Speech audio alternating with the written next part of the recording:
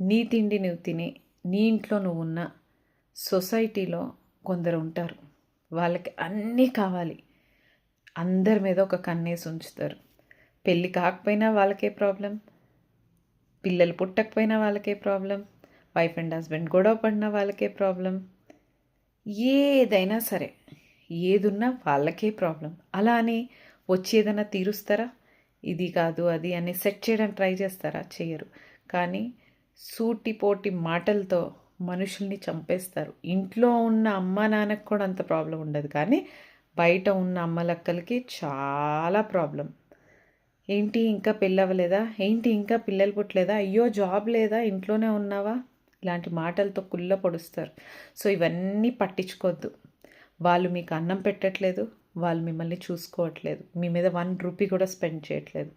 Just మాటలే కాబట్టి, ఫ్రీగా వస్తాయి కాబట్టి మాట్లాడేస్తున్నారు. అవన్నీ అసలు మీరు పట్టించుకోవద్దు. వెయిట్ చేయండి, ప్రతిదానికి ఒక సొల్యూషన్ ఉంది. పెళ్ళి అవ్వట్లేదా? వెయిట్ చేయండి, ఏవో పూజలు ఉంటాయో, టైం రానివ్వండి, పెళ్ళి అయిపోతుంది. పిల్లలు పుట్టట్లేదా? అడాప్ట్ చేసుకోండి. జాబ్ రావట్లేదా? బిజినెస్ పెట్టుకోండి. వైఫ్ అండ్ హస్బెండ్ గొడవలా? కూర్చుని సొల్యూషన్ ఏంటి అని వెతుక్కోండి, కూర్చుని మాట్లాడండి.